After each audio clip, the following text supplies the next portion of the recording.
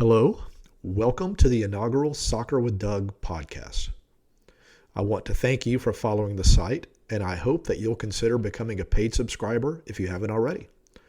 All of the content will remain free for everyone until next Saturday, March 14th. Then paying subscribers, which includes Doug's best friends, or the equivalent of a founding member, will have access to all of the content, including this podcast. I'm Doug Robertson, by the way. I grew up in Atlanta, Mableton specifically, played soccer all over the city and state, and started covering the sport for my former employer in 2009. I'm now independent, hence Soccer with Doug. You can follow me on X, Blue Sky, Instagram, Facebook, and YouTube at Soccer with Doug.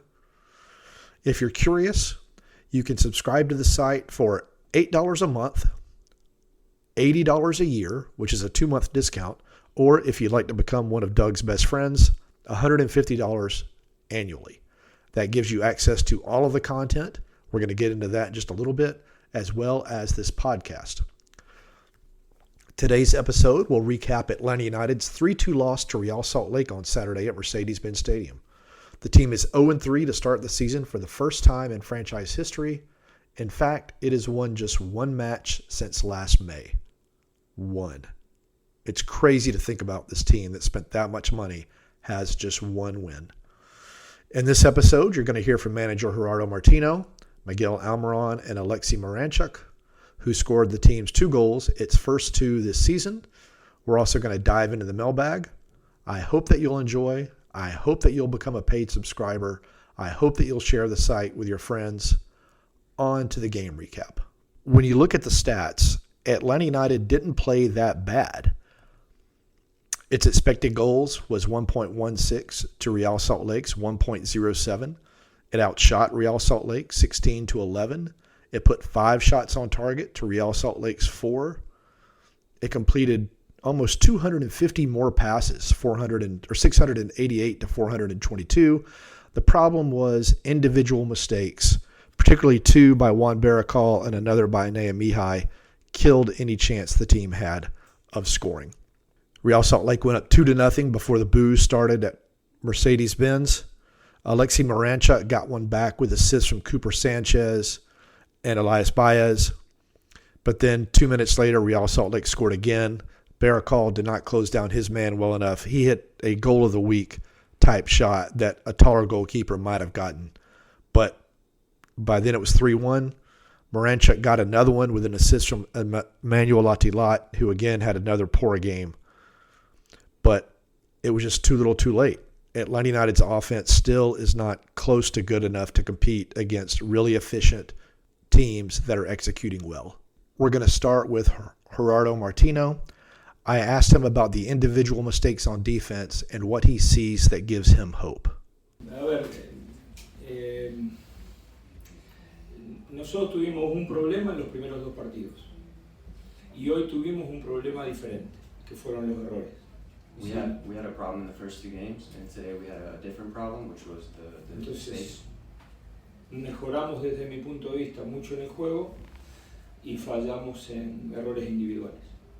Y ahora hay que trabajar sobre eso, sobre lo que el equipo creció en lo futbolístico y sobre los errores que nos cuestan partidos como el de hoy.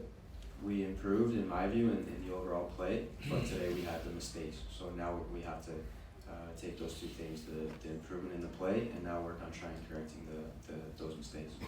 But he believes that. I followed up with if Mihai and Baracol are the right combination in central defense. La elegí yo y por consiguiente creo que es la que tiene que jugar. Simplemente eso, ¿no? ¿No es cierto? No hay mucho más para opinar sobre errores individuales. That's the duo that I chose because that's the duo that I wanted to play and think can do it. But we don't have to talk a lot about the individual. There's not much to say about the individual mistakes. Yeah. Lucas Hoyos has had a rough start at Atlanta United. I don't think Hoyos was at fault on any of last night's goals, but Martino was asked if Hoyos is the right player right now. And we're going to get into that in the mailbag a little bit too. Lo primero que se dice cuando un equipo pierde 3 partidos hay que hacer cambios, 11 cambios, 9 cambios, 10 cambios. Es decir, los cambios hay que hacerlos en los lugares donde uno cree que hay un jugador que está mejor que otro y en los lugares donde uno cree que va a haber un salto de calidad. Eso siempre se evalúa, pero no es numerología, es decir, te hicieron 9, sacamos al arquero, hiciste 2, sacamos al delantero. Hay otro análisis que hacemos los entrenadores, no es solamente una cuestión de números. When you lose games, people are always asking for a lot of changes, whether it's 11 players, 10 players, however many changes it might be. But when you're evaluating, there's other things that come into it. We have to do an evaluation of will there be a jump in quality. So as coaches, those are the evaluations that we're always making. Además se trata de protegerlos a los jugadores, no solamente porque en una situación como esta, donde el equipo pierde 3 partidos seguidos, cuando uno hace muchos cambios, corremos el riesgo de que los que entran solo por el hecho de cambiar y dar una imagen para afuera no tengan el rendimiento adecuado, y además terminamos de sacrificar a los que salen del equipo. Entonces va a llegar un momento que nos vamos a quedar sin jugadores para poner, porque permanentemente hay que cambiar. But we also, as coaches, we try and protect the players. We don't change just to make changes, because if you do that every game, then we're going to run out of players to make changes with. So you can't sacrifice it just for the sake of making changes. Martino was asked if the current results are more about the team and the tactics or just the state of the franchise. Again, the team has one win since last May. That was at Nashville on Labor Day. So I haven't seen them win since last May because I did not cover that game. Nosotros no tenemos duda de hacia dónde vamos. Es decir, podemos tener diferencias de interpretación en cuanto a los tiempos, pero hacia dónde vamos no tenemos dudas. Es decir, we don't have any doubts about the place that we're going. We can talk about the amount of time it may take, but we don't have any doubt about where we want to go. Y eso es lo que normalmente una sucesión de derrotas trae aparejado. Es decir, las derrotas hay que analizarlas como derrotas y con las cosas que hay que mejorar para que el equipo tenga mejores producciones, que creo que hoy el equipo mejoró mucho respecto a los 2 partidos anteriores. Pero cuando se vienen estos momentos, lo que no se duda es del proyecto, porque el proyecto se arma el 30 de noviembre, el 15 de diciembre, y se arma con un análisis, con un pronóstico, con cosas que tienen que ver con la mejora del equipo para adelante, pero no se modifica permanentemente hacia dónde va el equipo, hacia dónde va la institución. Tenemos que tener una idea, la tenemos hacia dónde vamos, y que estos comienzos como el que hemos tenido no nos hagan dudar, justamente para que no nos pase lo que yo mencioné en la previa que empiece el torneo, para que cuando llegue junio no tengamos la temporada tirada. We have to analyze each loss as they come of that loss. So what we're not going to do is we took over this project in November, and we don't have any doubts about the long-term project, but of course we're going to analyze these games and work at what we have to fix. But something that I mentioned then is just it's a long-term project, and we're not going to think about all those things right now. Martino was asked what positive he's seen during this rough stretch. Hoy mejoró mucho en la elaboración de juego. Today we improved a lot. Pero mucho mejoró. Absolutamente un cambio. Hoy un equipo que jugó y debió ganar el partido. Así de simple para mí. Después cometimos errores, trabajaremos sobre los errores.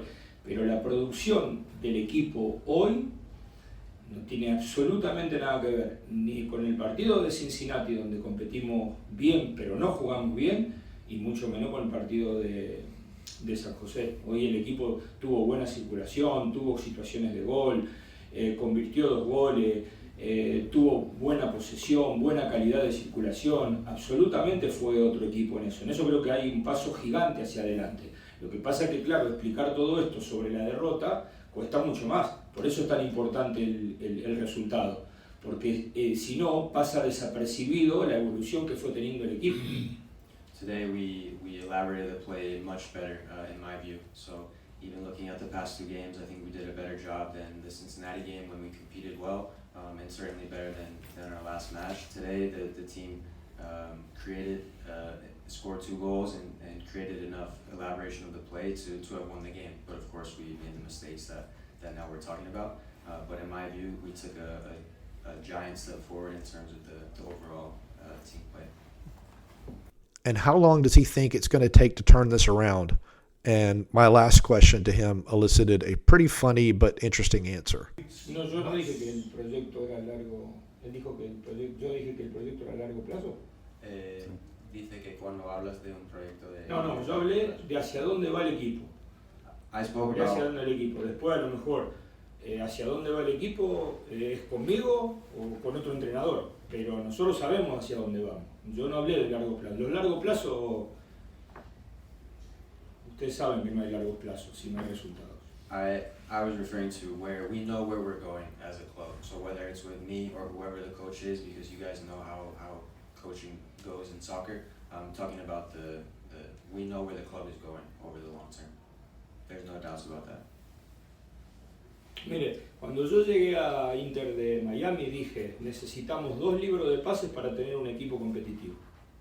When I got to Miami, I said that we needed 2 transfer windows to have a competitive team. Yo llegué en el mes de junio del 2023, tuvimos ese libro de pases y el de diciembre del 2023. ¿Sabe qué pasó en el 2024? Independientemente de haber perdido un playoff con Atlanta, el equipo ganó el Supportership. I arrived in Miami in June 2023, and so we had that window and the December window, and then you guys know what happened the next season. Even though we lost in the playoffs to Atlanta, the team won the supportership. Cuando se pierde con Atlanta, no se cambia el proyecto, se cambió el entrenador, que es diferente. El proyecto continuó, y el proyecto siguió e Inter salió campeón. When the team lost, the project continued. They changed the coach, but the project continued, and the next year Miami won the championship. So how many windows for Atlanta United? Todavía no conté, cuando termine de contar le digo cuántos son. I haven't counted yet. Turning to Miguel Almiron, who again seems to be a player without a position and who I think is trying to do too much. He doesn't seem like he's trusting his teammates. If you read the player ratings I posted, you'll see some more of my thoughts on a couple of situations that he put himself into. But he talked about how the first goal really changed the match. No, yo creo que los primeros, antes del gol de ellos, creo que tuvimos el control del partido. I think before their goal, we had to control the game. Luego cuando nos hicieron el gol, nos desordenamos un poco. Creo que tenemos que ajustar esos errores. Sabemos cómo es la liga, sabemos que hay equipos buenos, así que nada, tenemos que hacernos responsables de esta situación. And then once that goal went in, we dropped a little bit, but we know how competitive this league is. We've got to make the adjustments and be accountable ourselves. I can't believe it's taken until now for us to talk about the grass. Grass was put into Mercedes-Benz Stadium. It's part of the prep ahead of this summer's World Cup. Moranchik was asked about playing on grass. Great, felt great. Grass was good.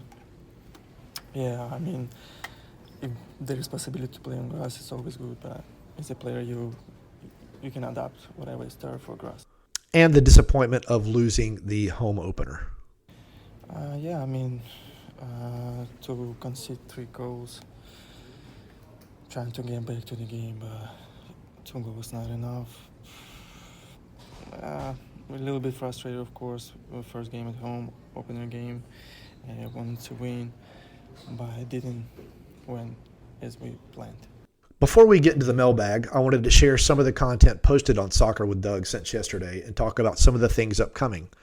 If you look around the site, soccerwithdoug.substack.com, you're going to see a game story from last night, player ratings from last night, a short video that I shot on the YouTube channel. I'm still getting used to video, so please bear with me on a couple of these things. You're going to see a series, 5-part series on some what ifs and Atlanta United history. That's going to continue. There is an exclusive Q&A with Matthias Galarza.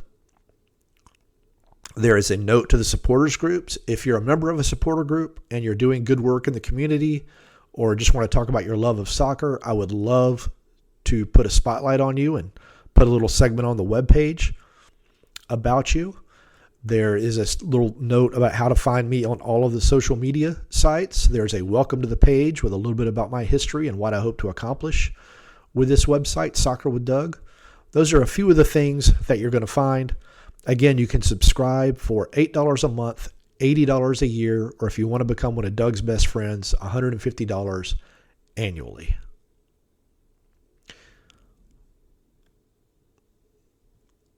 Let's get to the mailbag.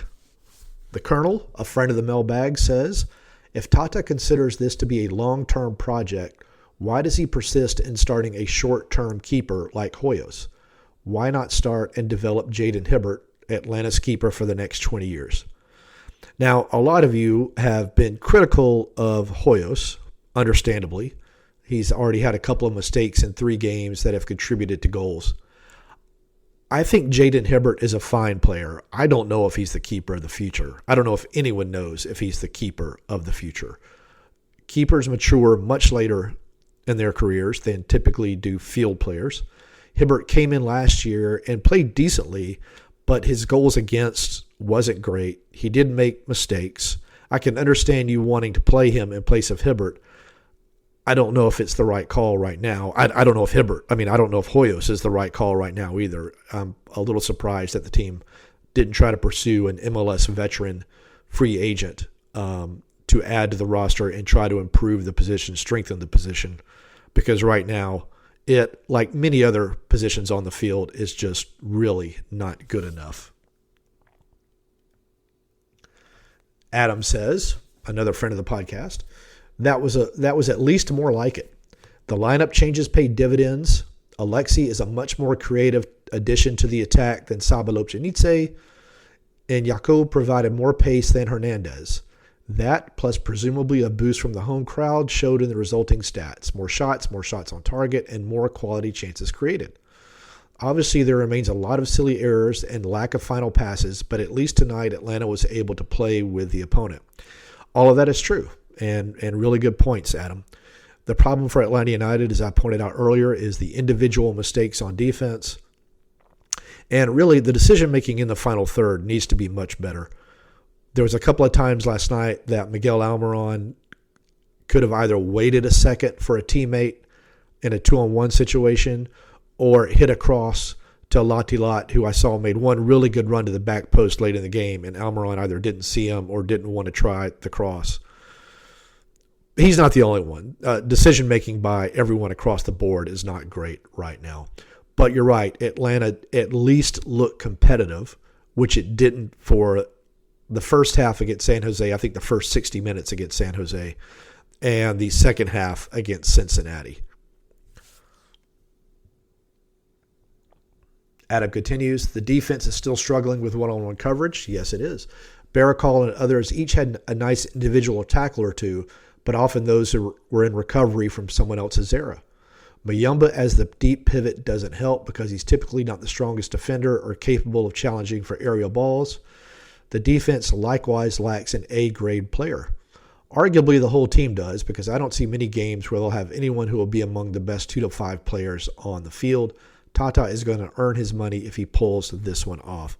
All of that is true. The 2 central defenders that started for last night's match, Barakal and Mihai, cost $0 in transfer fees. If you believe you get what you pay for, that kind of tells you a little bit about that. A lot of you have clamored for Stian Gregerson. As with Hibbert, I think Stian is a good player.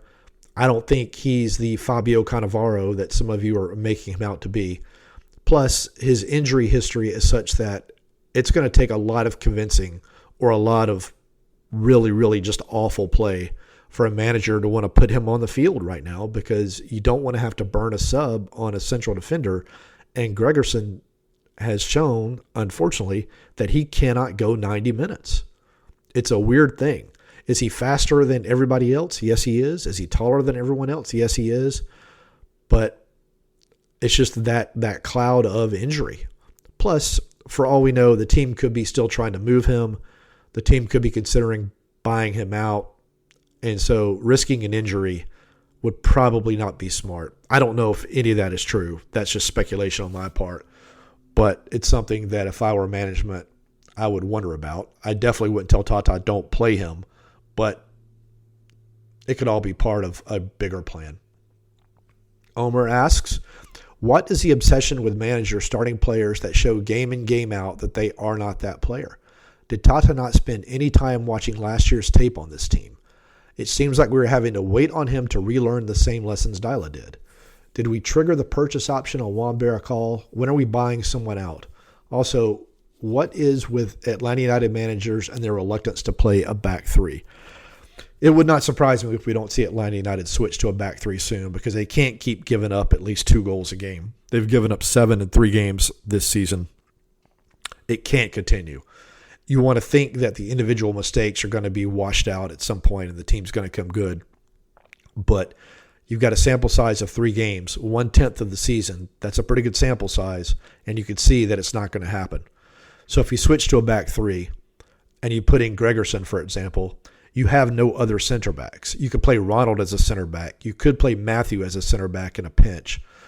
But that is a roll of the dice. And let's say one of those guys gets hurt and you're not comfortable putting in Hernandez or Edwards, then you're stuck with having to go back to a back 4 again. I do agree with you that I don't know if Tata – I know that Tata watched tape of last year's team, and all coaches believe they can get the best out of players, but sometimes the players are giving all they've got, and right now that kind of seems to be the case for Atlanta United.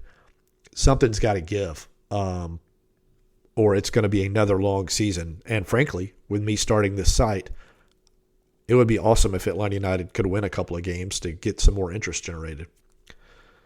From the Facebook page, should Atlanta United sign Key Camera if he's still available?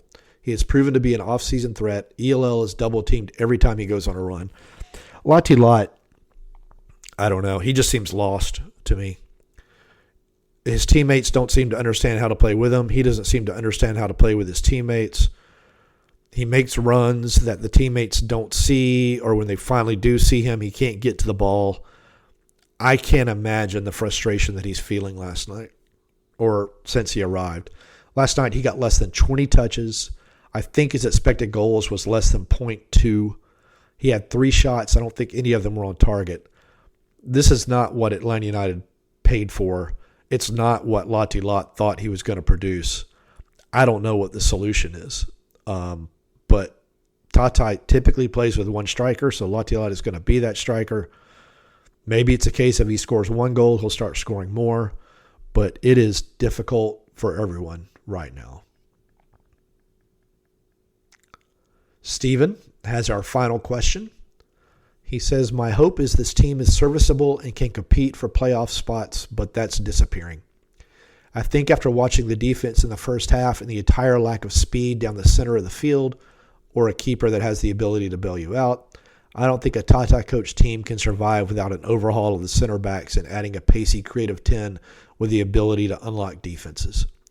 I know they are looking to move Gregerson, but would rethinking the buyouts based on who you need to remove give this team a shot?